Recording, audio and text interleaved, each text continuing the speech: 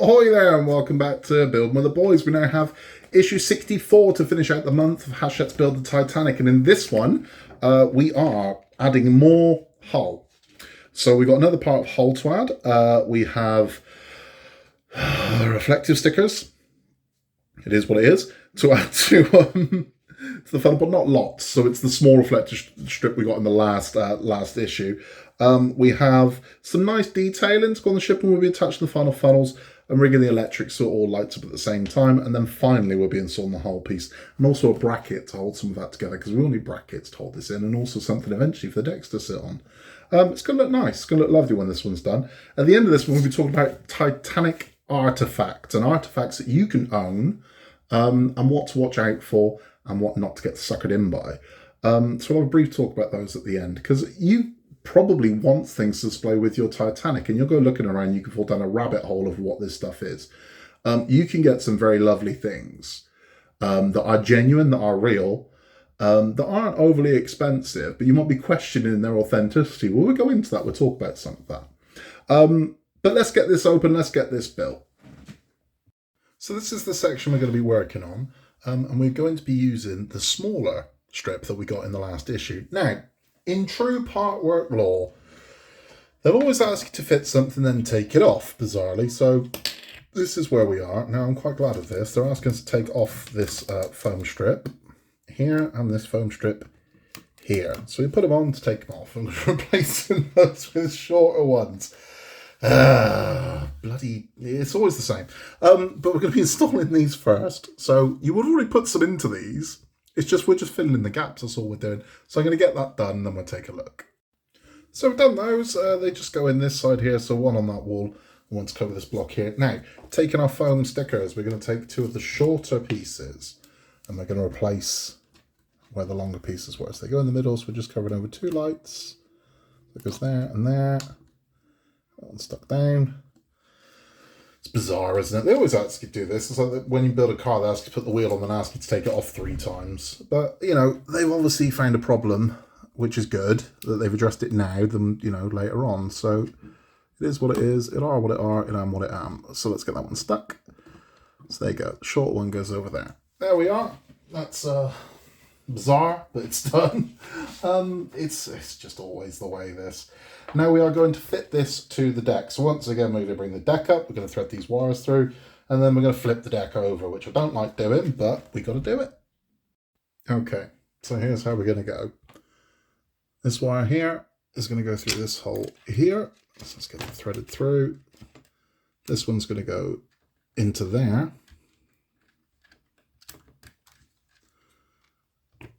Like so. And this wire is going to thread through there. Let's get it all the way through.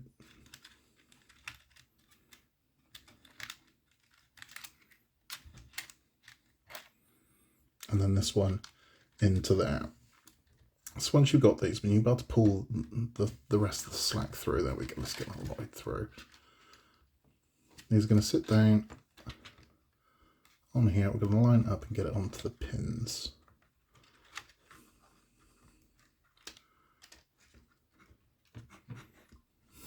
Which is easier said than done.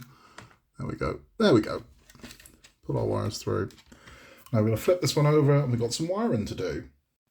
So taking our first wire here, we're going to go from J3, which is just here, to J1 on the board, just here. So I really don't want to push pressure down on this at all. So I'm going to try and do this as gentle as possible, because we haven't screwed our funnels in yet.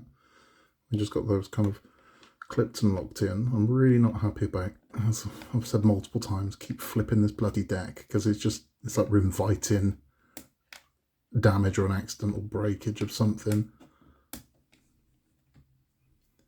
My sausage fingers aren't the best for this. Use tweezers. Don't do as I do. There we go. Right, I'm going to come around here, and we're going to go into J1, which is over here.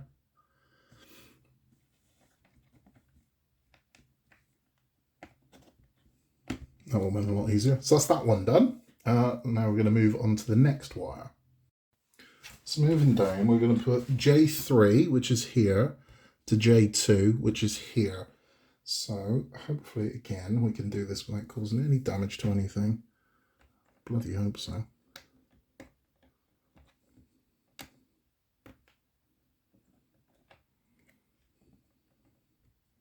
So that's right in, there we go. And then we're going to come to J2, which is just over here.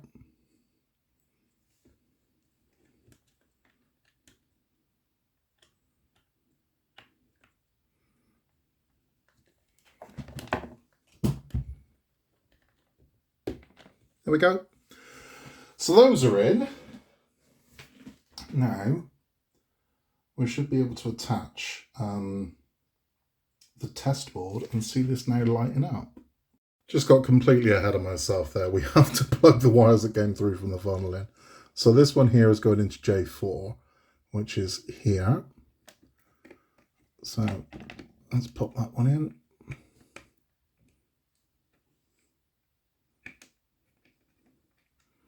Again, I still think we should have done all of this first, then put davits on, rather than have flimsy davits when we keep flipping this bloody board over. Would have made more sense, wouldn't it, Hachette? But, oh well, that's what we've got, that's what we're doing, so that's the way it is. Right, so that's that one in.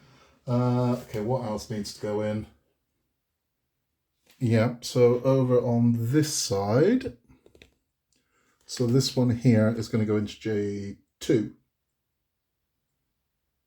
Yes, so this one here is going to go into there. Makes sense, nice and short.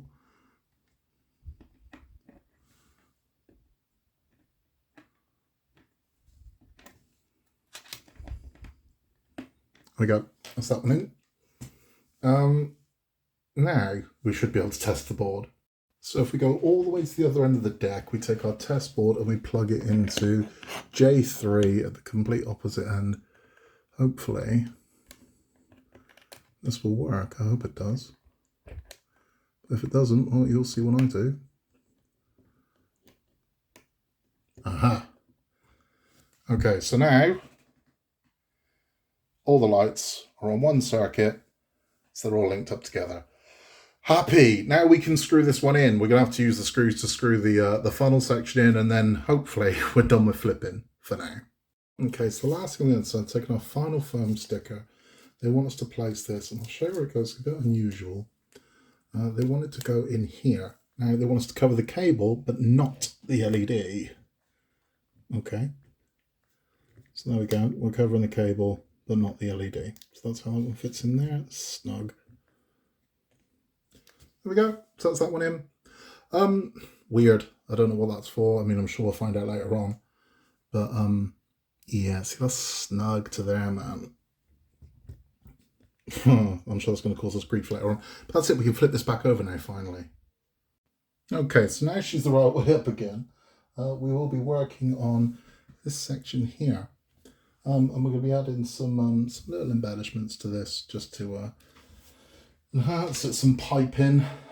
This should look good. This should look nice once this is in place. Let's just make sure these are going the right way round. Now these are the pipes that came in 60. So in 60 we got a load of bits and pieces that we didn't use. We're going to be using them in this one. So it's like these pipes here and the vents that we had. Those are going to be going into place now. So let's get those ready and we'll install them. Okay, so here we go. I'll pop this one in here.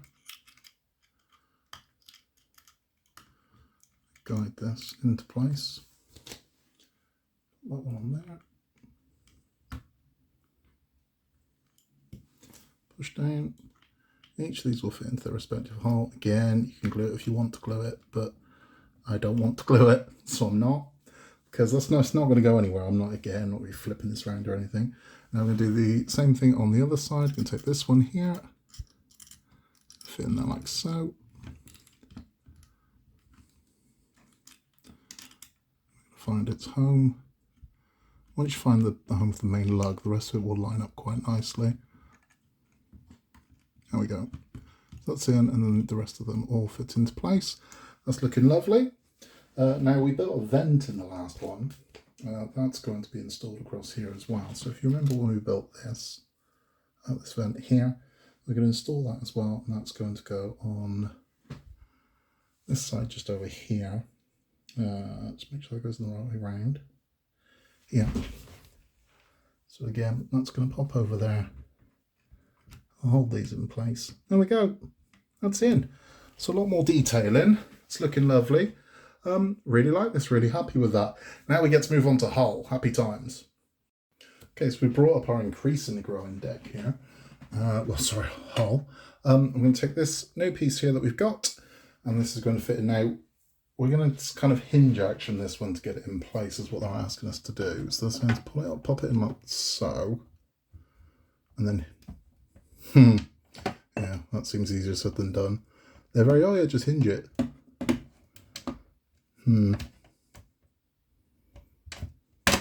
Oh no, they're right. Okay, it does hinge. There we go.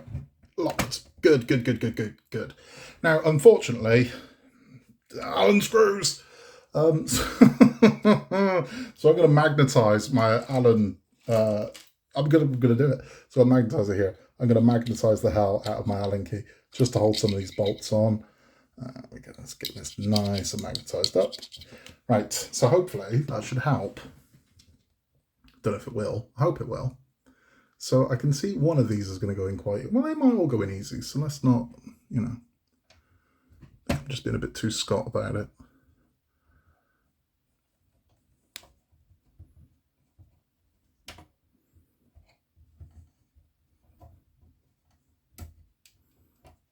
I don't going to get any impact here at all. Oh, God. Right. No, we are. Are we? I don't know. I don't think so. Right, one very loosely in at the moment. I'm going to get these lower ones in and see if we can have a bit more impact on this. Right, just a touch of 3-in-1 there. Let's see if we can get one of these in.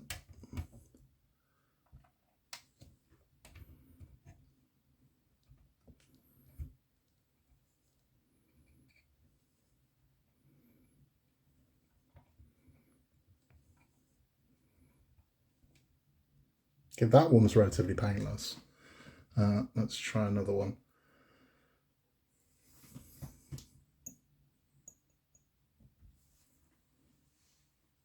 Slip in here.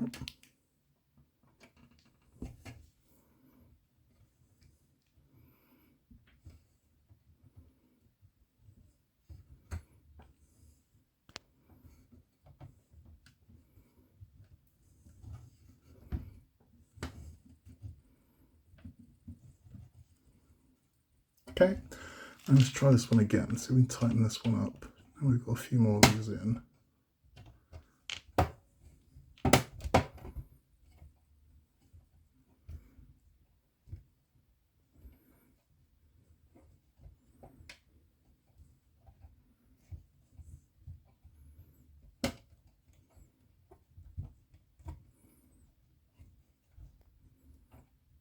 Christ. This one's fighting me to the bitter end. This is why I prefer a screwdriver than these bloody things, but there we go. That's in. Whee! God, that was drastic. That was an effort. Right. Final one. So final screw, and we're going in just here. Let's move you over. Am I gonna again just touch 3-in-1 oil? Nice one.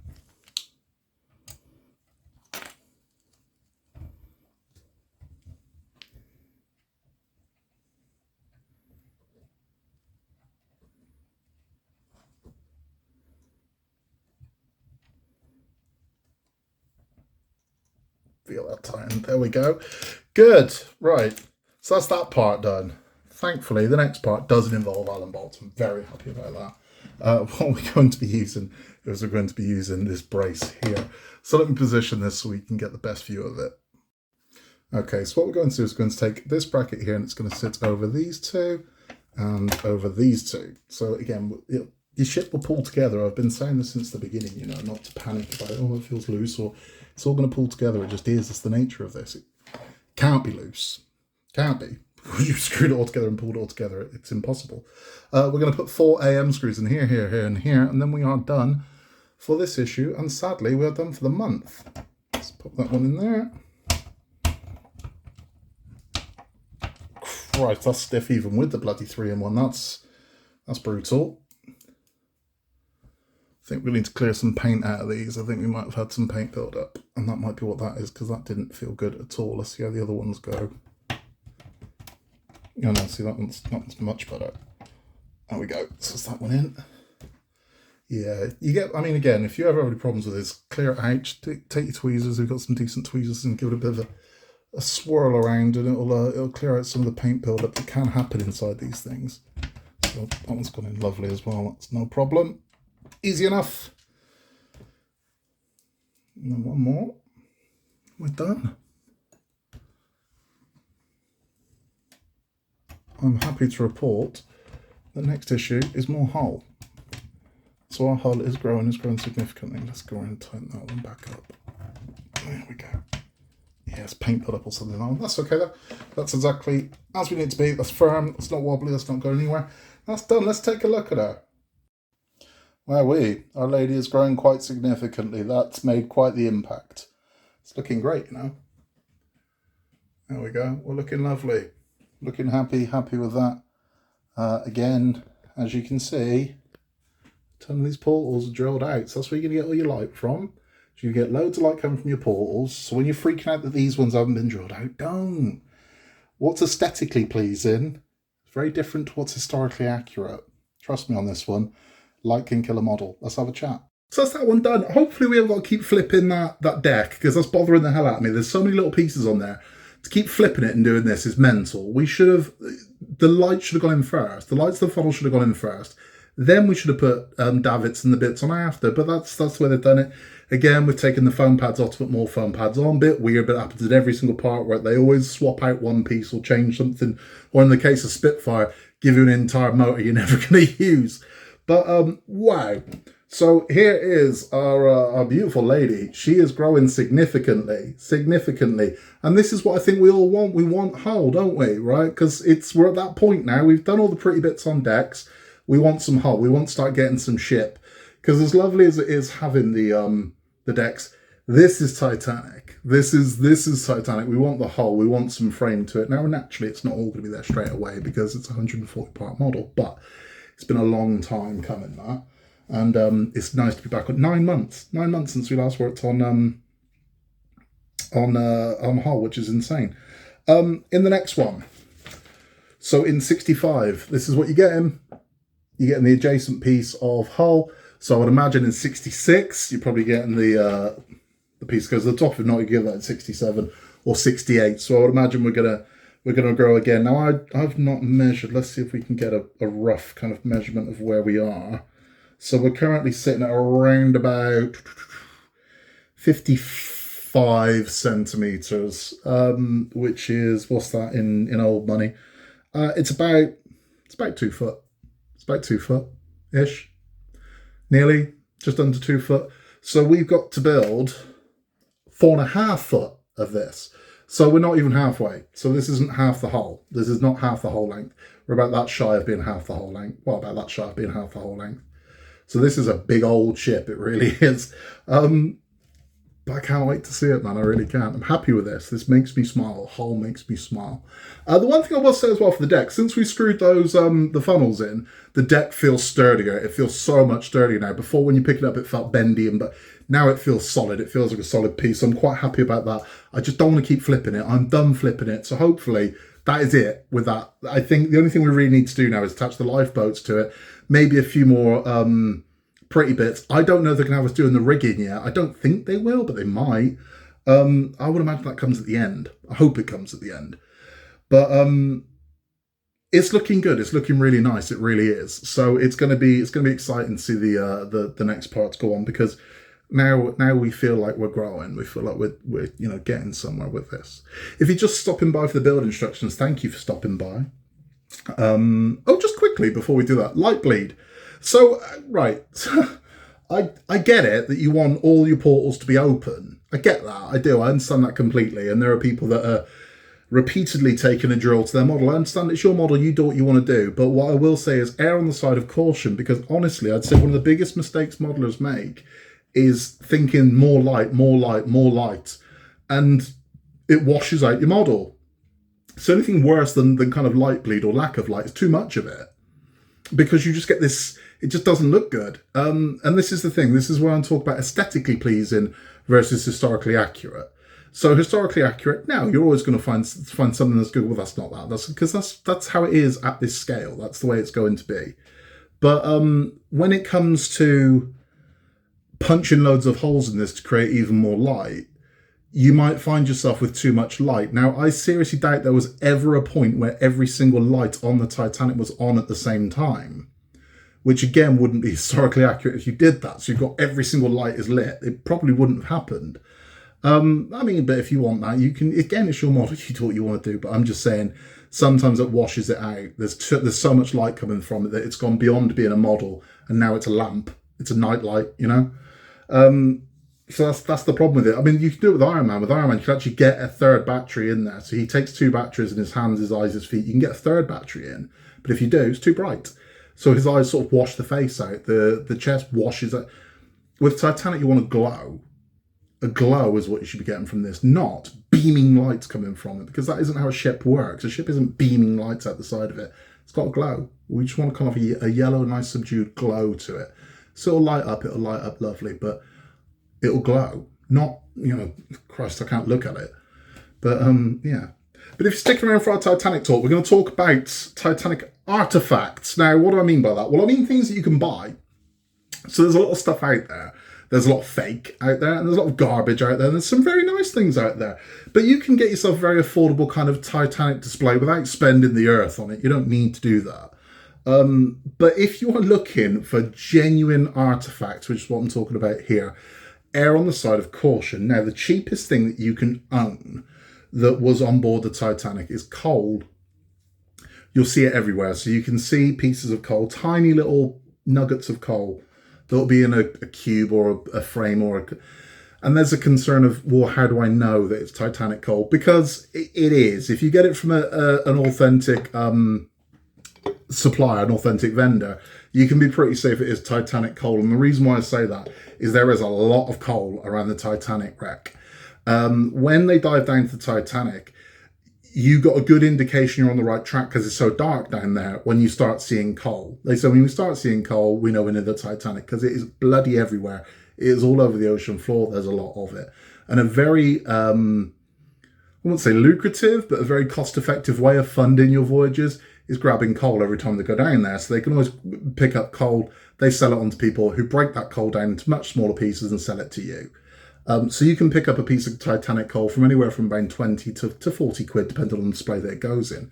But yes, it probably is. If you buy it from a reputable seller, yes, it's going to be from the Titanic because Titanic coal is in abundance. When it comes to Titanic wood, that's another one as well, where, oh, I've got wood from the Titanic. Have you? Because that's a lot more limited. So again, as long as you buy it from a reputable seller, chances are it is. And people comment on how clean the wood is. There's no way this came from the Titanic. Well, it would, because what happened was there were doors that were rescued from the Titanic and different bits that were salvaged from it that were turned into furniture. Somebody found, I think it was an armoire or a bookcase, found it that had been made from the Titanic, bought it, and they've basically been shaven off the wood and set in little pieces because it is a piece of wood that was on the Titanic, and it genuinely is a piece of wood that was on the Titanic. But it's tiny. You get slithers of wood. You know, no one's owning, you know, a piece this big unless you are seriously wealthy. But you can buy these little slithers of wood that were on the Titanic, and very cute they are if you use a reputable seller. If you use eBay and it's some random guy, well, then you take your chance, you take your risk, don't you? That's the way it is. Titanic autographs. Yes, there are lots of Titanic autographs out there from survivors that we've spoken about on the show. Some of them made a career in the 70s and 80s of going around the cons as Titanic survivors, signing them. So yes, you can get authentic Titanic autographs. And also metal from the Titanic. So that's the other one as well. So you can get collections that have coal, metal and wood, and you can get those. And they are genuine. A lot of them are genuine. A lot of them are not, though. So they're not worth a fortune. I mean, these tiny little slithers, these very, very small kind of artifacts are very affordable, and you can get them, again, reputable seller that will come with a certificate of authenticity.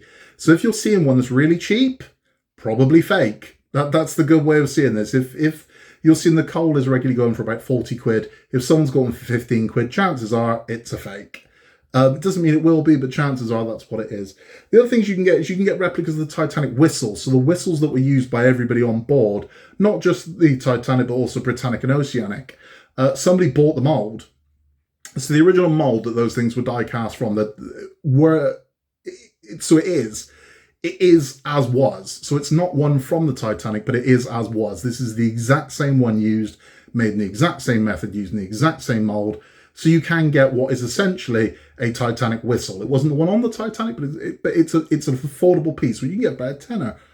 Titanic soap, I've mentioned on the show before. I've got 2 little bars of Titanic soap, which again, it's made by the same recipe. They weren't on the Titanic, but you can smell it and you can get an idea of what people on Titanic were smelling because it was in every single one. And it's a lovely thing, but you can pick those up for around about 4 or 5 quid.